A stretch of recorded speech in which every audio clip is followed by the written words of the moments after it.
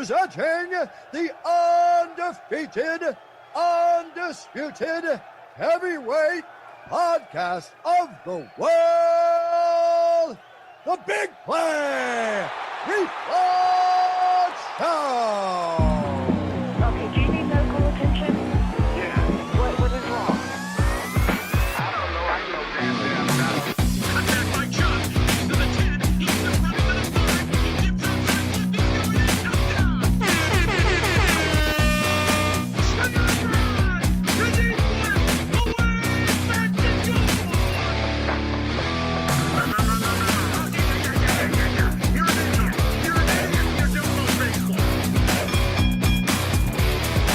It's time! The Big Play Reflog Show!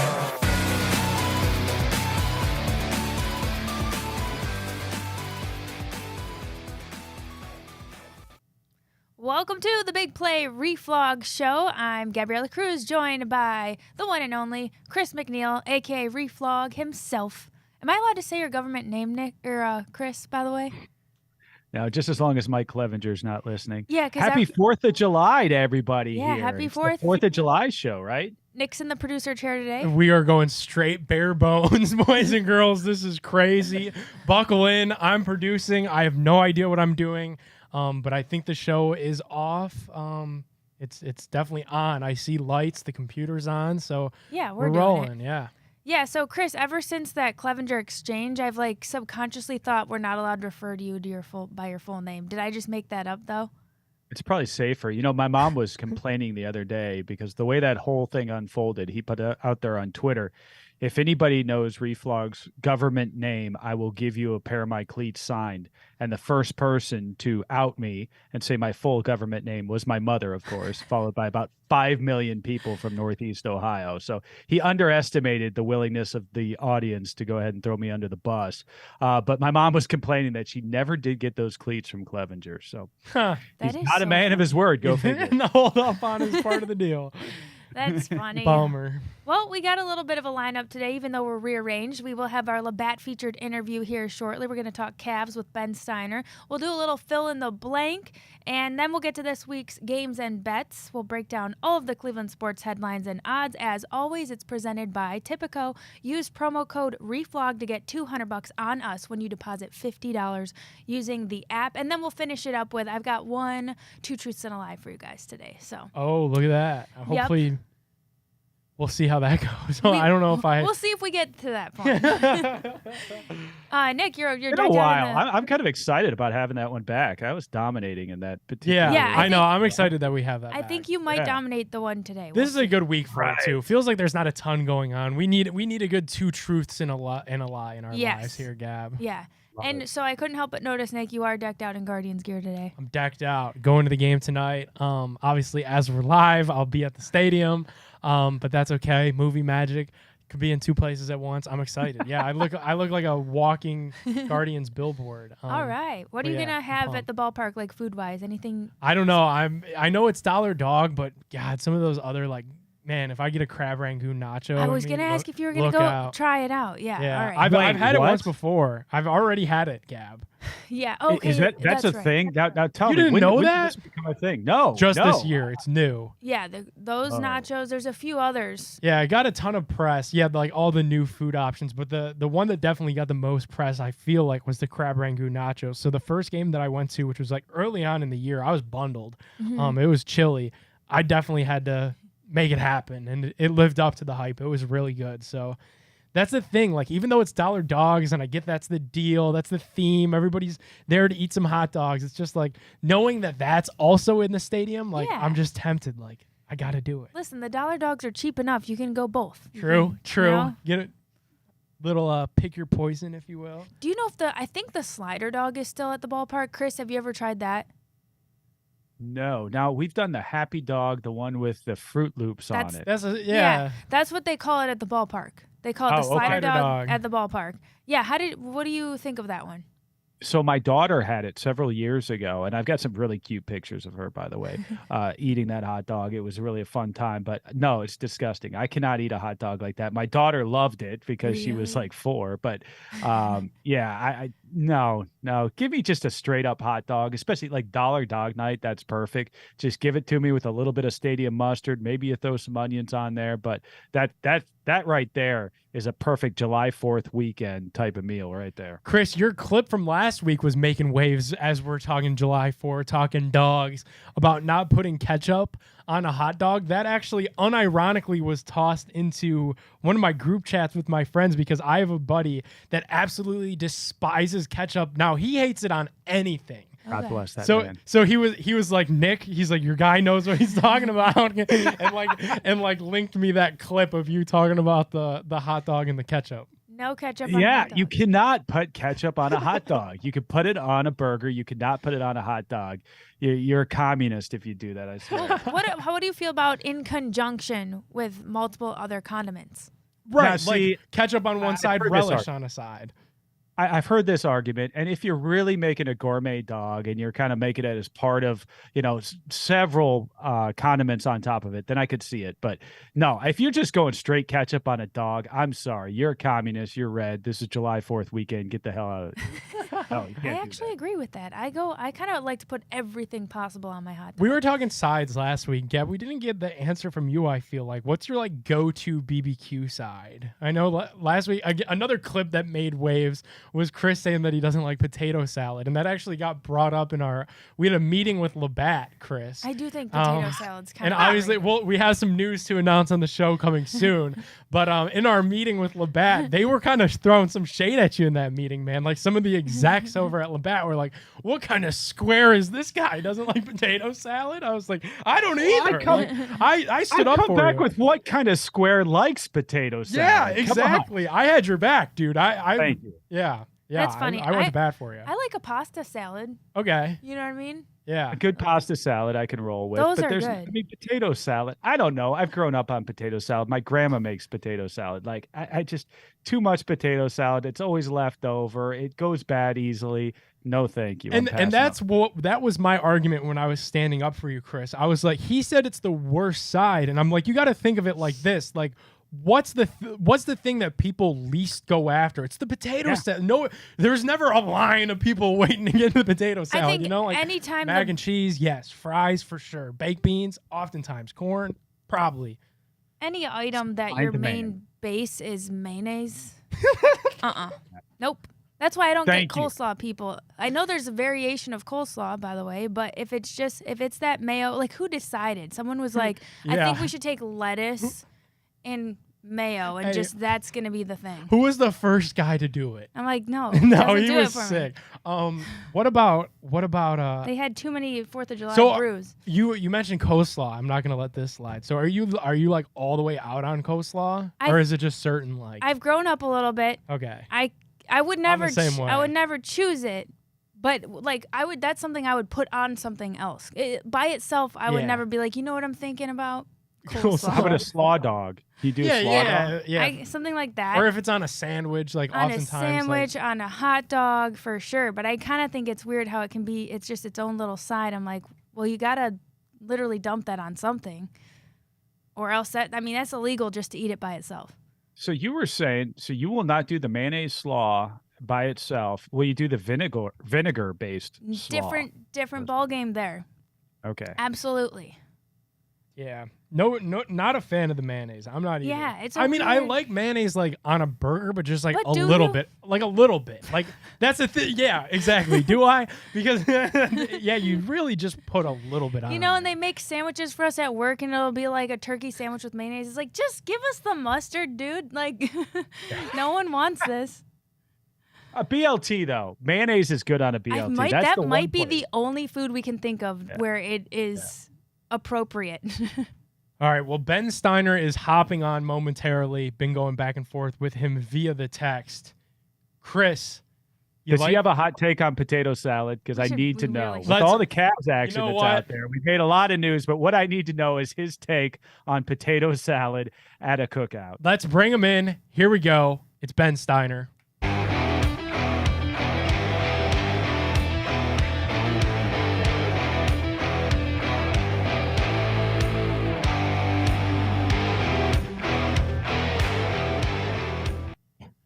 righty, on the Labatt blue line, we are bringing him in. It is Mr. Ben Stinar. Ben, what is going on? Thank you so much for joining us on the Reflog Show. Hey, how you guys doing? Sorry about that. All good. You hear me? Yeah, we got you. Perfect. Oh, he's dressing up. Did you tell him it was a dress code around here? I didn't. Because he looks way better than I do right now. Appreciate that. I apologize for being late. Torrey Craig signed with the Bulls, so I wanted to get something up real quick. Ooh, big news breaking. Oh, no. Yeah, obviously, we obviously have a lot going on, Ben, so I appreciate you taking some time to join us. We're actually talking a little 4th of July. We're having a little bit of a debate. Where do you stand on, like, the worst side at a cookout? What would you say is, like, your bottom, like, absolutely would never go for it? You know what's something funny is I love July 4th, but I'm not a big cookout person. I'm not a big, I don't love I'm surprisingly don't love hamburgers and hot dogs and things like that. So I'm not the person to ask. What have you guys been saying? Potato salad. So he's out on Ben. potato salad then. I'm out on potato salad. I think it's way overrated. If you go to a cookout, there's never people going, oh man, I got to try that potato salad. And at the end, you're always taking home leftovers. If you brought the potato salad, I am completely out on that. What is your stance on potato salad? Because that's been a bit of a talking point here lately around here. Yeah, definitely. That would probably fall in mine. Not a big fan of like hot dogs and things like that. I'm not a fan of potato salad. There you go. Even One on of Dollar us- Dog Night, you won't do hot dogs? Because Nick Well, tonight is going to a game. I'll have them, I'll have them. It's more see. like I'm not like dying to like, oh my gosh, it's July 4th food. You know what I mean? Like I'll have them, I'm not picky. It's just I don't jump out of my way. Like same thing with Thanksgiving. I love Thanksgiving, love the holiday, but like not a big fan of turkey. Not a, you know what I mean? I just don't look forward to those foods. Fair. See, now I'm with you on that, and they give Fair. me Yeah. they give me crap every Thanksgiving. I'm like, who's just jonesing to eat a piece of turkey? Like Exactly. nobody that I know. Ben, Oh, you're just a Thanksgiving hater, Nick. I Come am. on. I Don't am. drag that I don't into like this. Thanksgiving food at all. It's dry. My family doesn't really know how to cook that well. I'm just out on it altogether. All right. I want to talk some basketball, though, Ben. What do you make of what the Cavs were able to do in these opening days of free agency? Obviously, they've had a pretty busy offseason. They've made kind of a splash in the second round, as much of a splash as you can make with Amani Bates. And then they went ahead and got Max Strus in the sign and trade, brought in Niang as well with a few other guys. What are your overall thoughts on how the Cavs walked away from these first couple days? Yeah, it's funny you mentioned like a splash. You don't really think about that in the second round, but Amani Bates is one of those guys who I'm a self-admitted, I'm not the biggest college expert. Like I know the college game, I know players from, college, but I'm not, superb expert, but he's a guy you've been hearing about for years. I mean, I've heard about Amani Bates now for 3-4 years. I mean, coming out of high school. So Yeah. I mean, what an interesting pickup in the second round. I love those guys who were 5 stars, like could have gone to any college they want. They've got that kind of background to them where they're not going to be scared of the NBA. You know what I mean? Like they're going to come in like I'm supposed to be here. So I like that aspect of it. I like Donovan Mitchell. He tweeted right away, like, something about like, let's get to work. Or I don't remember the tweet, but it was something along those lines. So I like the Donovan Mitchell's active about it. And then in their free agency stuff, I think that they did a good job. Something I haven't seen much on is Karis LeVert. I know they re-signed him, and I think that that's a really interesting one because I think that we've forgotten about him. I don't know what you guys think, just, following the Cavs so closely, but I was a big fan of that 2019 Nets team, and Karis LeVert was going to be an all-star if he didn't get hurt that year. He's a really, really talented player. So I don't, he hasn't had his, supreme great time in Cleveland, but he's been solid. And so it's like, I'd love to see him kind of find his role with this team. Yeah, absolutely. I think like just to kind of cue you into how most Cavs fans view him, I think it's pretty split, because obviously he hasn't been here in Cleveland, that all-star that he almost was a few years back with Brooklyn. But on the same coin, he rarely does anything like horrible. And maybe that's just me because I do like him too. But yeah, it seems like people here are pretty divided about him. He hasn't shown that kind of consistency, since he's been here. Because he's had those games where you're just like, this is the guy. Yeah. This is the guy we were waiting for. This is the spark. This is the shooter. This is the maker. And we just haven't seen that consistently. So I hope you were right there, Ben. Ben, I think another piece of also what's going on here too is there's a lot of Cavs fans out there that want a true small forward, you know, a real 3-and-D guy that they could still bring in. Is there a guy out there that's available? Obviously, the Cavs now a little bit hard up for cash at this point. They don't want to toe into that luxury quite yet. Is there anybody that you could see still being on Cleveland's radar, or maybe not at this point? Yeah, that's a good one because it's, you know, you'd heard rumblings for a while about everyone making reports about like Jay Crowder. You know, remember like it was kind of like during the trade deadline period, free agency was like, go get a guy like Jay Crowder. It was something in that realm. So I know exactly what you're saying about that. That guy who can stretch the floor, hit you threes, and also play really solid defense. You know, really guys that always come to mind are like Torrey Craig, just signed with the Bulls. You know, a guy like that. So yeah, it's not looking like you said, they're not really a great cap spot. You know, I always like, you know, if you look at like veterans who are kind of forgotten about, you know, like the Kent Bazemores of the world would be an interesting one. You know, it's like just someone that you come in on a minimum deal, maybe prove himself, like be that, you know, maybe he could squeak in, you know, 10 minutes of playing time in the playoffs, something like that. So yeah, like you said, unless something bearing, you know, really happens, they kind of did their damage here with their cap money. So it would be kind of looking about, you know, really young guys, you know, summer league guys, or like I said, I am always a big fan of those veterans who have been around for a while and they're coming into a locker room where they've played with, you know, a guy like Ken Bazemore. He's played with Steph Curry, he's played with LeBron James. I like that, you know, kind of bringing that into a younger group. Hey, Ben, what do you make from a national perspective? What do you make of this Cavs team from what you saw in the regular season to what happened in the playoffs there to the Cavs against the Knicks?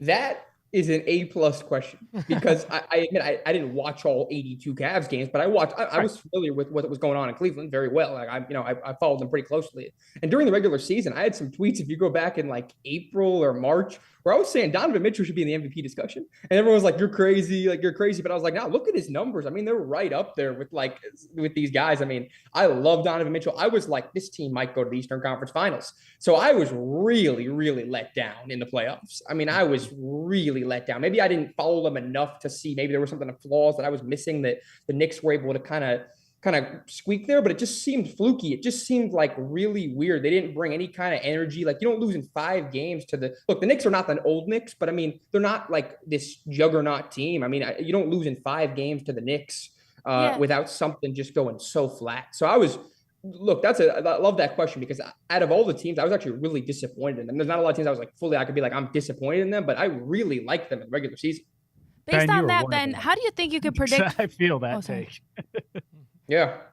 Ben, how do you think you could predict then for this season with some of those new additions? Like we look at the playoffs, like we were just saying, pretty disappointing. Shooting was an issue. The toughness, maybe the inexperience was there. But with some of these new additions and just the state of the team now, what do you predict for the Cavs this season and what they would be if they're in the same role in the playoffs? Yeah, it's looking almost like it's like, think about it. They went 51-31, right? They were the 4th seed, 51-31. They got the home court. They got 51-31. It's like, how much can you even really expect them to improve in the regular season? I mean, what are they going to go win 60 games? I mean, it's so interesting. It's like, you're right. That's a great point. They might just be in the same spot. Hey, 4th or 5th seed, but it's going to be, can these additions, can they help them out in the first round and get over that hump? And that's a great point. I'm looking at a similar regular season. I don't think we're going to see a letdown in the regular season. I think they're going to be a 45-52 win team. I think they're going to make the playoffs. I don't think it's going to be any question. They've got the superstar. I think Donovan Mitchell's a true superstar. But I'm looking at him, though. You know, the additions are great. Look, the additions are solid. They did what they could with their money. They couldn't go out and get a, you know, crazy max player, but they got what they could with their money.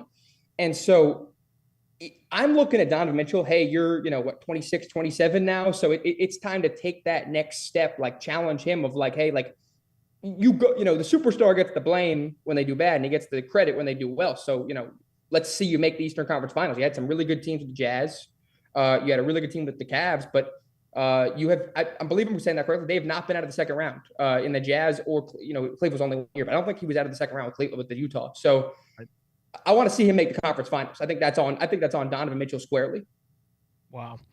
Ben, another piece of what we've heard just talking Cavs, really just yesterday from Mark Stein and a few others, is that maybe the Cavs aren't so in love with Jarrett Allen as they once were. Have you heard anything of that? And could it be possible that we see a Jarrett Allen move? Obviously, that would free up a ton of cash, but at the same time, probably net some solid players back too.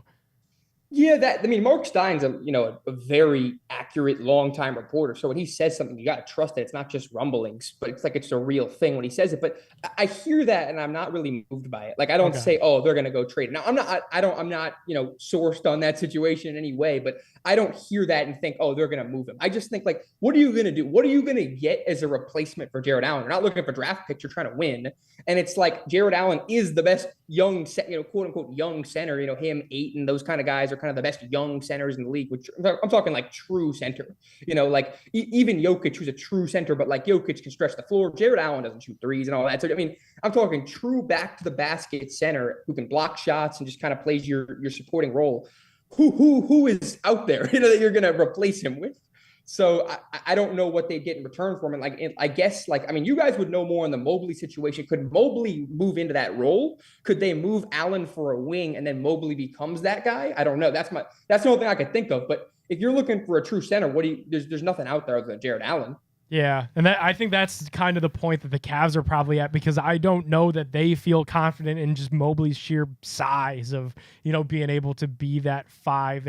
I think they kind of like him being a 4. So yeah, I really can't see him going anywhere. I get why it's being speculated, because he is the piece of the core 4. If you were going to move any one of them, he's kind of the odd man out. So I think that's why that's a discussion.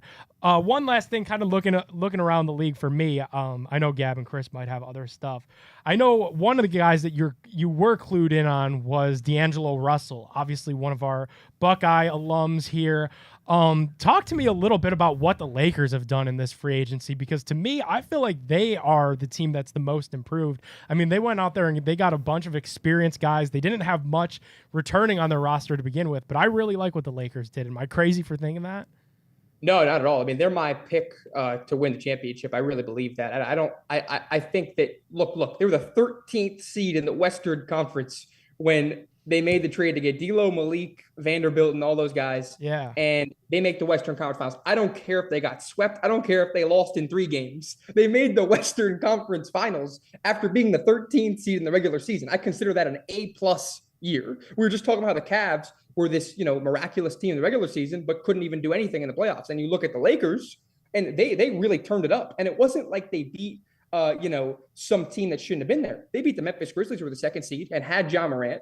And then they beat the Golden State Warriors. So, we can say what we want about those 2 teams, but at the end of the day, they were not supposed to beat those teams. Right. So I love what they've done. You bring that back. I'm always just like anybody, we love to see the new guys. Hey, make a trade, make a big trade. But look, that was the one team I wanted to stand pat, bring everyone back, and that's what they need to do. You're not going to get anything better than what they got. I love it. And D'Lo, I went up to his camp again in Louisville. That was the 3rd year I've done that. It's his 3rd year doing it. He does an awesome camp. He brings Louisville doesn't have a city doesn't have an NBA team in that city. Right. And he brings a pro game. They had Devin Booker play in the game, Obi Toppin play in the game. A couple of years ago, they had Karis LeVert play in the game a couple of years ago. Wow. So he does a great job with that. And he didn't seem worried. He did not seem worried at all. He was, because this was the day before free agent. Yeah, the day before free agency was the second to last day of the camp. And he wasn't worried at all. He just was kind of like going with the flow. He knew the deal, and he seemed to be totally content. So I think they're ready to roll. I'm really excited for them next year. I think you're totally on about them. I think they're going to win that championship. I don't know what do you guys think about them?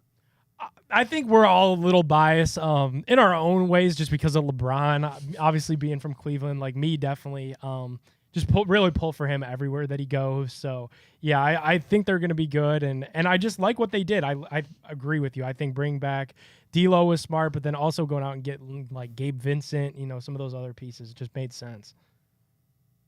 Yeah, it seems like the Vincent part I even forgot to add in. The Vincent part's really intriguing because no, he doesn't put up like massive numbers, but you look at him and that's one of those guys that like you look at the box score, and if you're a box score reader, you're like, this guy's not that good. 40% shooting, 8-9 points, but then you watch him in the game and he just always makes those plays. You know what I mean? Like, yeah. He'll make, it's so cliche, but would you agree? He's that like winning guy. You know what I mean? Like, it's a cliche statement, but he is that cliche. Like, he'll just make the right steal, make the right read. He's not trying to score 25 points. He knows his role and he stays put in that role. So I really like that signing as well. And then obviously, like we said, they bring back everybody. We'll see what happens with Malik and Mo Bamba, but they pretty much got everybody back. That's a guy the Cavs. I don't think you take a minimum deal, but Malik Beasley would be nice for the Cavs. I mean, because he can bring some shooting off that bench. But yeah, I'm really big on this Lakers for this season.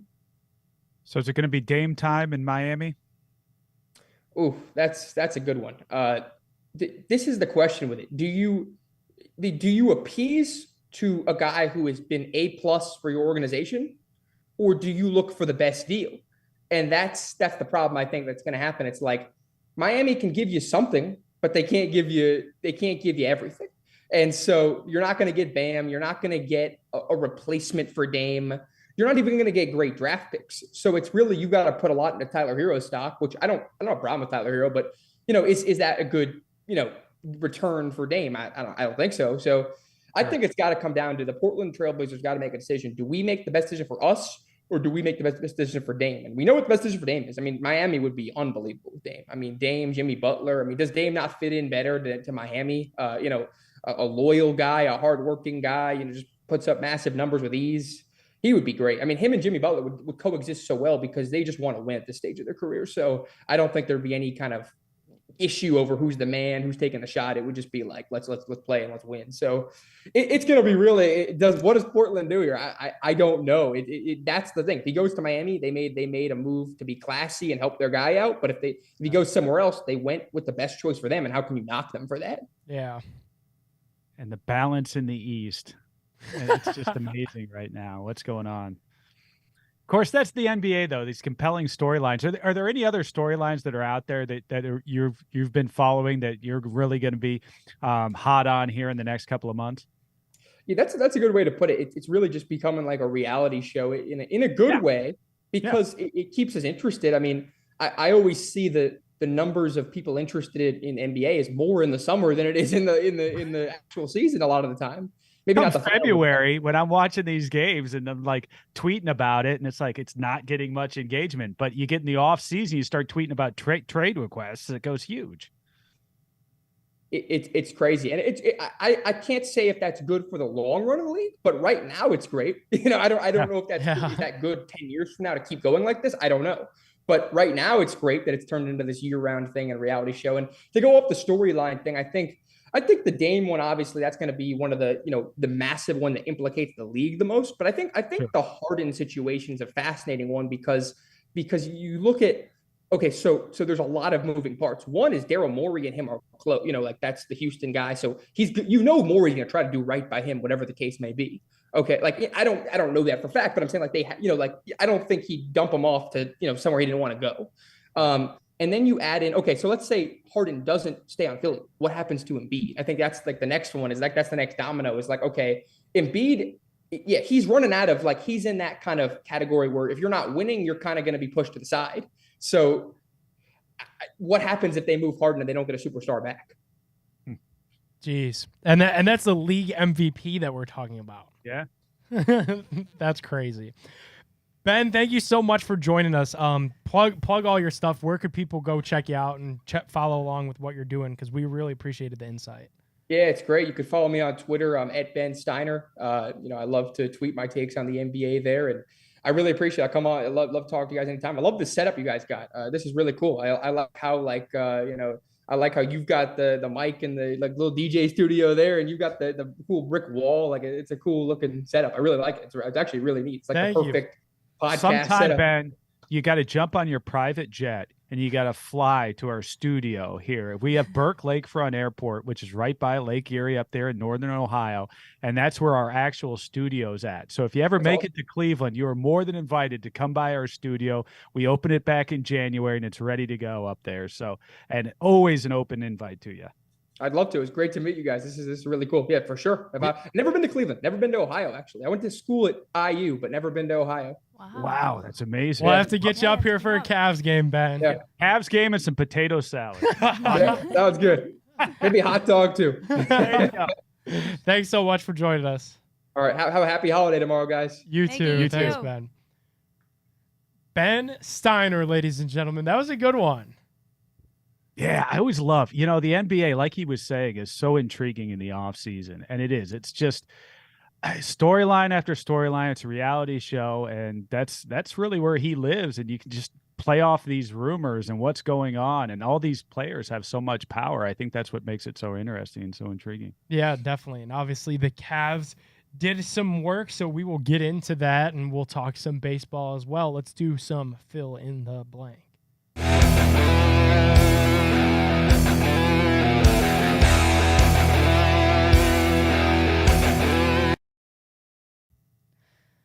All right, gang, a little fill in the blank, and the first one is a tough one for all of us. Josh Naylor not making the All-Star team is Bullshit. BS. BS. BS, complete BS. I mean, well, maybe not so much for the glove as of yesterday, but certainly the bat yesterday. And, he's been doing it all season. He's kind of he's the heart and soul. If it's not Jose Ramirez, it's Josh Naylor for this team. He's really a spark plug. And he just doesn't get the love that he should. And I think people are missing the boat on Naylor. He should be an all-star. And, that's unfortunate. And it's going to be a great story, fortunately, for a few years to come, I think, between him and Bo and potentially a third Naylor that could be drafted. So we'll get to that a little bit later. But, I think he should be an all-star. Do you foresee Naylor just going off even more now that he's playing with his brother and then potentially Miles? And with the famous chip on his shoulder, now that he didn't make just All-Star just game, having right? Bag of tortillas. Just having an extra thing going on because now he's playing with his brother. He's got to be the older brother. He's got to be the guy. He already is stepped into that role, but now I wonder if he's going to have a little extra edge. Yeah, working on the same team as his brother. It's hey, listen, I work with my brother. That could be great. Sometimes it also could be tough. So hopefully they have a good dynamic going. Man, I was so upset when he didn't make it. Maybe it's me kind of being like a casual, definitely diehard Guardians, but just casual. Otherwise, MLB don't follow it really that close outside of Cleveland. But I was stunned. Whit Merrifield is not having a better season than Josh Naylor. Bigger name nationally, sure. Also a corny name. Who's naming their kid Whit?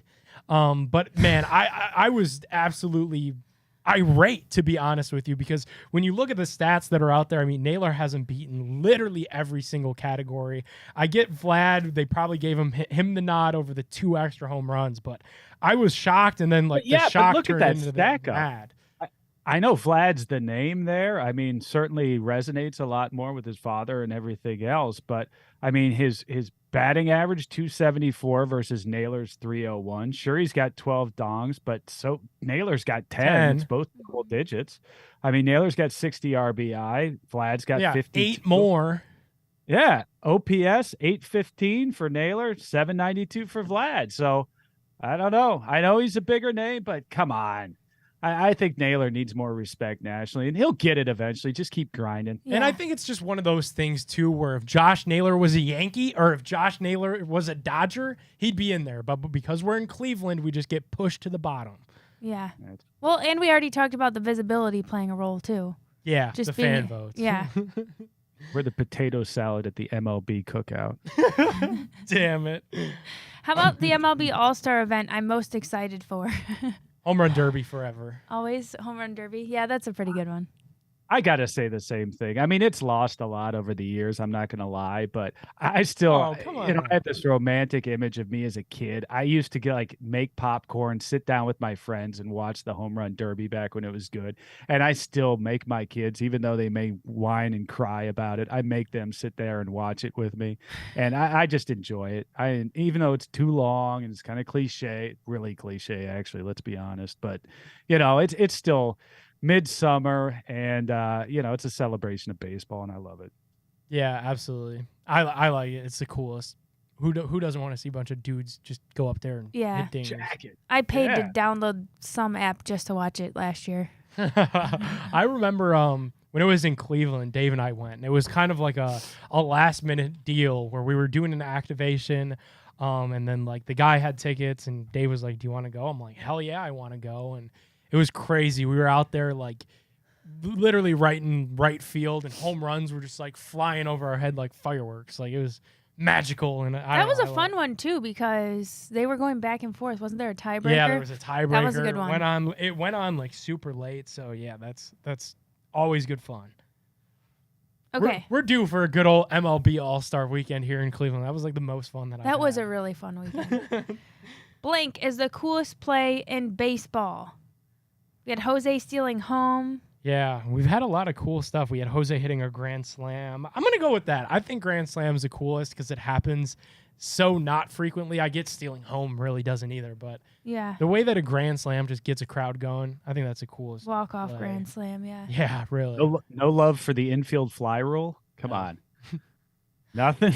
Oh, That's was always my that recent? favorite because I it saw- rarely happens. And when it does, I'm like, yes, I nerd out over the infield fly rule. Come on, that steal a home though by Jose. How amazing was that? The way he got around. That was like something right out of Major League. That was fabulous. That was cool. It's unfortunate the way that game immediately turned out after that. But that was pretty exciting. I'm gonna have to say a walk-off grand slam. I mean, that's something right there. That's like peak of all sports. That's ends it. It's just so definitive. You see it. It's just, it's an amazing thing to witness. So I'm going to say walk-off grand slam. All right, we talked about it a little bit, but the Cavs' new addition I'm most excited for. Max Strus.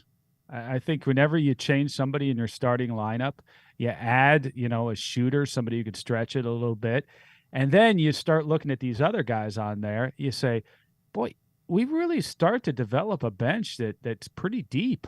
And I'll let Nick weigh in. He's our resident expert on everything Cavs. But to me, that's a deep bench now that we've got upside potential there with the starting lineup. So I'm really liking the way things are shaping up.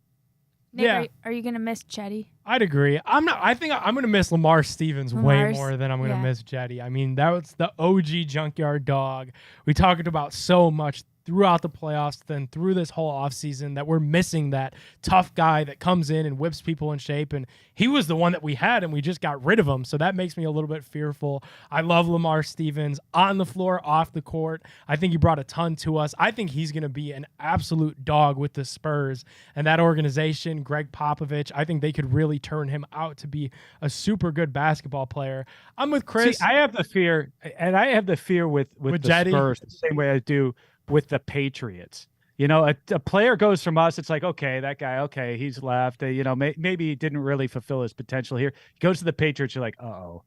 Yep. I'm worried he's going to fulfill his potential. Same thing with the Spurs, because Pop, same thing. He could potentially get that extra juice out of a guy, and I'm with you on that one, Nick. And Jetty's one of those international guys, so get him with Pop, who loves those type players.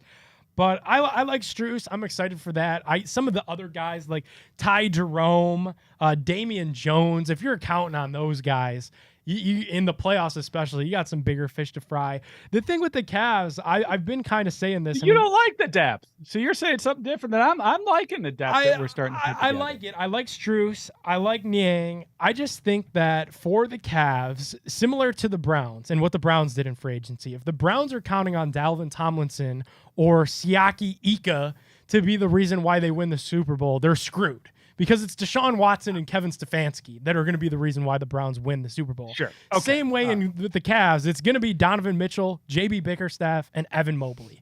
Those are the three that are going to win you the title. So those are the three that I need to make the jump. I like filling in the shooters because that was a huge need.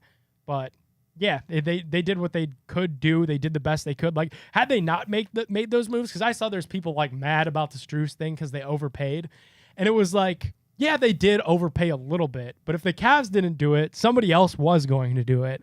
And then if they didn't do anything at all, you people would just be complaining that they didn't do anything. So That's the catch-22 of social media, right? yeah, so I liked it. I do. And like you said, I think Strus will be the best of the bunch.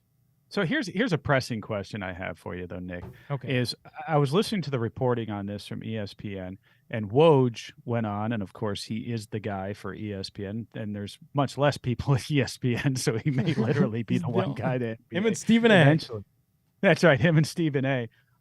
But he called Jetty SETI, and I was thinking, if he's saying it's SETI, is it SETI? Or is No, it Jetty? It's Jetty. I think we would. Yeah, it's totally How would he Jetty. make that mistake? Is this one of those where he's going to get to another city and then we've been pronouncing it wrong this whole time? I Who don't would go think to a so. new city and say, that's not my name. Here's how I want my name pronounced, or here's how I want my name said. Frankie. Well, I remember everyone was calling him Seti at the beginning, and that was 2018. And I remember like the reporters, specifically asked like, how do you pronounce? And quickly it shifted from Seti to Jetty. So it is totally Jetty. Woj said Seti. Did he? And if Woj says it, I got to believe that there's got to be a hint of truth to it, right? Maybe. Yeah. Maybe that's the way the agent texted it to Woj or something. I don't know. But yeah, that's funny that Woj had that happen. Be careful, that makes Chris. me feel better. Chris, be careful because mispronounce names all the time. Woj will block you. You got to be careful. He's one of the sensitive ones. It's good to know. All righty. I think that is fill in the blank. What do you guys say we do some bets and then get ready to blow off some fireworks? Yep. Let me find it. All right, here we go.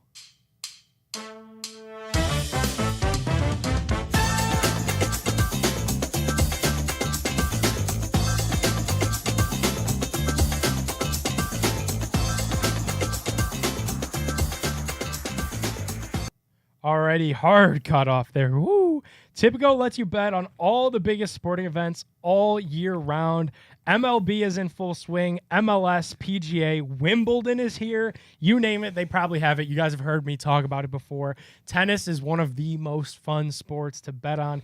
Go try it. Tipico does a ton of great promos and boosts, especially for our Cleveland sports teams with our big play boosts. So be sure to sign up with our show link.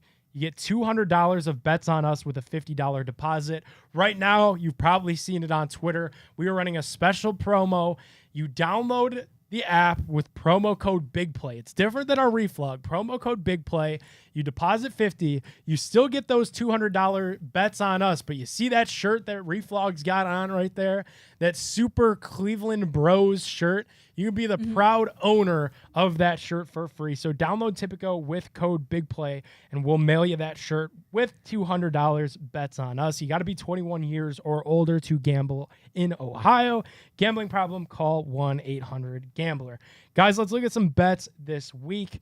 Guardians versus Braves, obviously a huge series. Braves, one of the best teams in baseball. Let's lock this one in for Wednesday. Cal Quantrill, over under 3.5 strikeouts. He only has 35 strikeouts in 12 starts on the year. He's due for something good. Gab is sending good vibes his way. Chris, Yeah. are you doing the same? Over.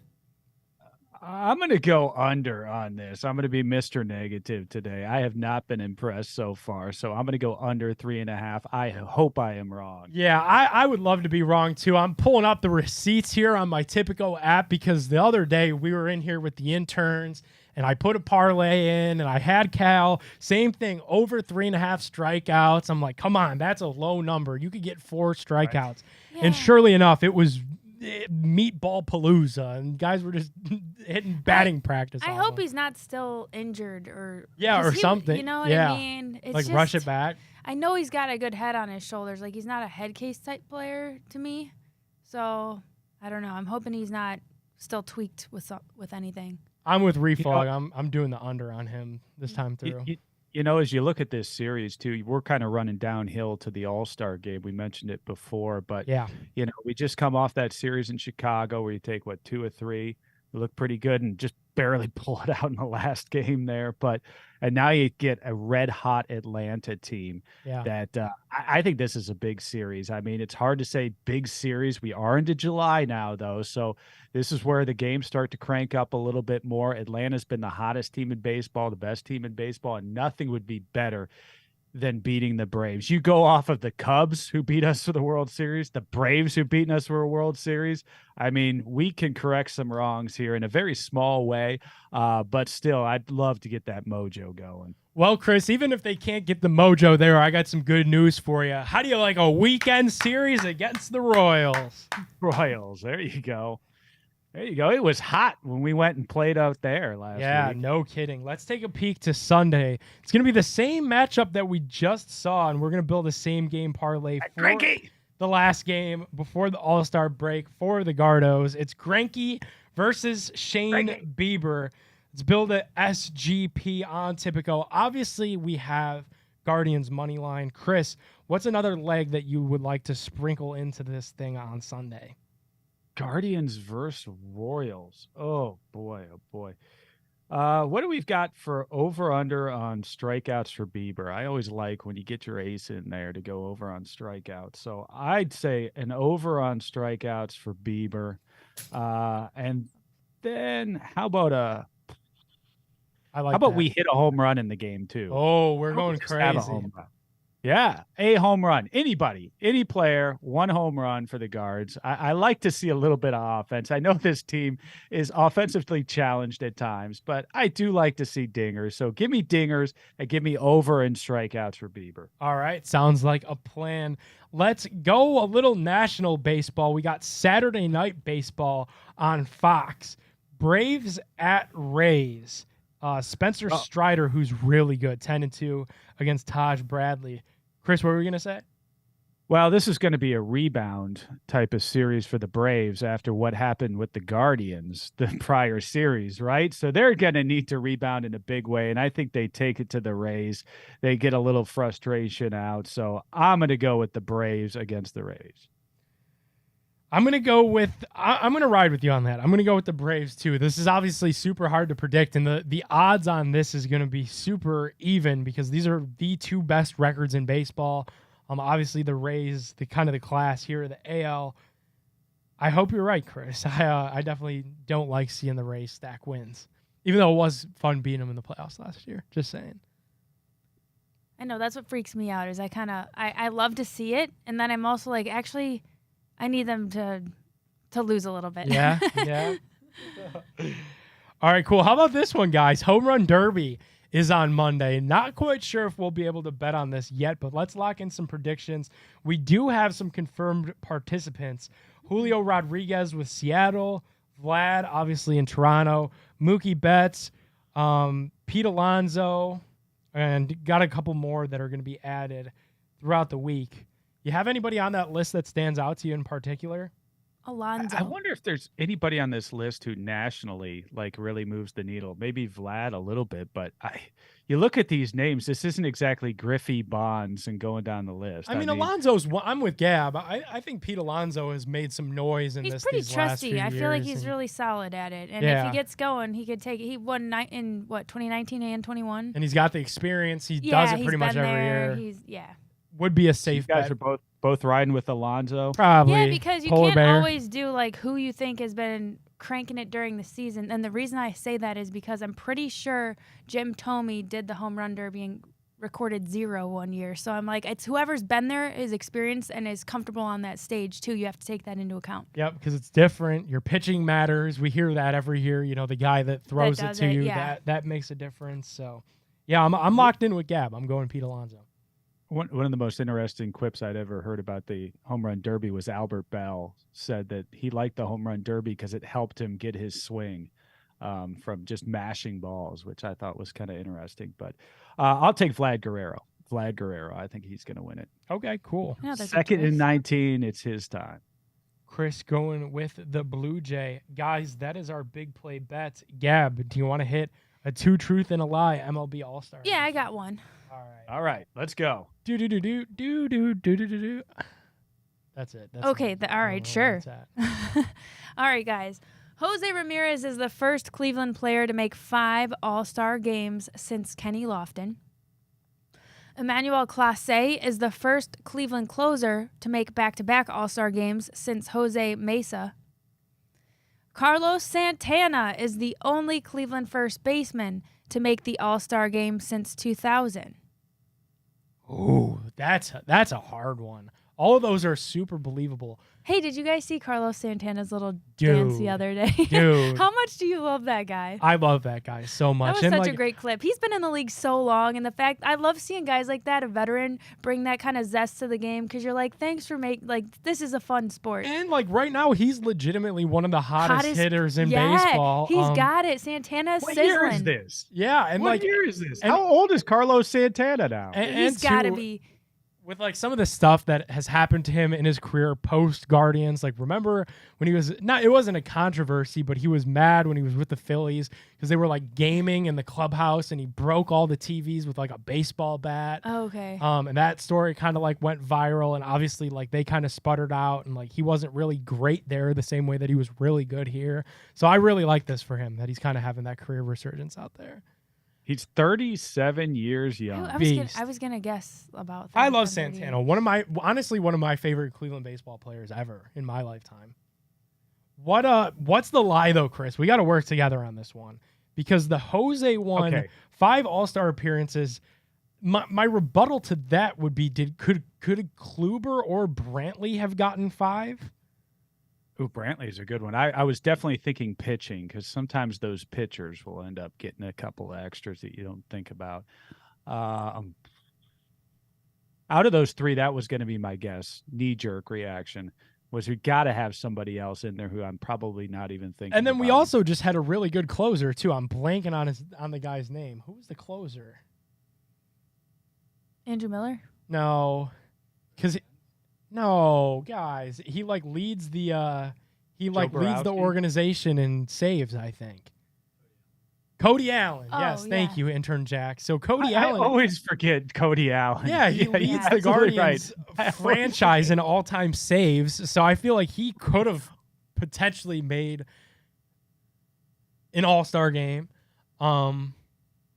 That's got to be it. I'm actually gonna go with that one because Jose Mesa was a long time ago. He leads the organization in saves. He has to have stumbled into it one year. I'm going to go with that's the lie, Gab. Chris, are you with him on that? I'm going to concur with Nick on this. Let's go. You were right. That is the lie. Boom. But Hey, you guys are way to go, forgetting Nick. somebody. We teamed up for it. Oh, who are we forgetting? So, Allen's not really on this list. It was Chris Perez who did it in 11 and 12. No way. Yeah. Yeah. The fire starter. Right. Allen's not even in this little lob thing because Bob Wickman made it in 05. Mesa went back-to-back in 95, 96. Andrew Miller, he only made it in 17. No kidding. Yeah. No love for the guy Cody Allen, huh? I know. Crazy. Well, good stuff, guys. Chris Well done. Yeah, good stuff. We got it, but I feel like we didn't really deserve it. Like, I feel like we kind of just lucked into it because that wouldn't have been my guess. Remember Chris Perez on Twitter? Oh, yeah. Remember Chris And he- Perez And his dog. and his dog? Brody Baum. Brody Baum was the dog's name because it was his girlfriend at the time's dog. So the last name Interesting. was Baum, and it was Brody.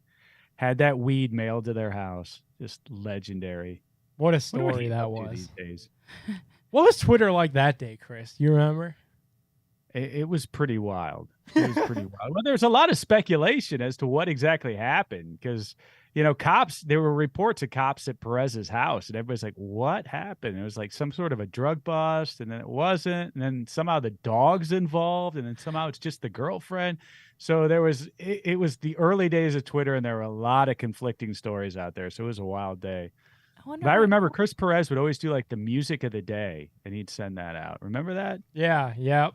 Like a song of the day or something like that. And then if he wouldn't be able to, if he wasn't closing, he wasn't playing well, everybody would just rip on him and be like, you suck. He'd be like, my song of the day is whatever. And he'd be like, you know what the song of the day is? You suck, Chris Perez.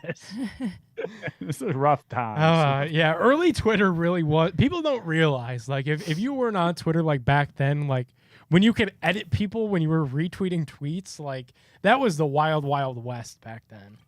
Yeah. It really was. Come a long way. Guys, how many dollar dogs do you think I could eat tonight? I think maybe just keep it to like 3 or 4 so that you can enjoy something else. Gab is Are you all gonna about make me this getting into these a crab thing? rangoon nachos. If you've I'm never here- been to have you had a kraut? Oh shoot, Cleveland kraut. I don't Nope. think that I Their have. hot Of all the dogs are places so that are in good. there, I don't think I've had Cleveland. I think Crown. it's that one. Oh my gosh, they have such a good hot dog. That's my jam though. You know what else I've seen in there, and I haven't tried yet, but every time I see somebody walking by with it, I just do one of these. Like, oh, where'd they get that? nachos? I see mac and cheese with like Oh pulled yeah. pork. Like, That's a newer one oh too. my god, I Yeah. gotta try that. I think that's over at Melt. Okay, cool. Actually, that might not even be new. That might just be one of their. I don't know, but yeah, I know. what yeah, you're I talking don't know if it's new. It could very well be there, but I feel like more times than this year than ever I've seen it. I've really taken a notice to it this year, and I'm Yeah. jonesing to try it. They do it up. Maybe this weekend. Maybe that's a good snack for the 4th. All right. Speaking of which, I feel like that's a cool way to end. Yep. Happy 4th of July, everybody. Stay safe. Have a lot of fun. Eat some hot dogs. And yeah, we'll see you next Potato week. salad. Potato salad. Download Tipico Sportsbook code Big Play. Get that shirt that Reflog's wearing. Later. It's time! Streaming live from Cleveland, Ohio! Presenting the undefeated, undisputed heavyweight podcast of the world, The Big Play! Reflog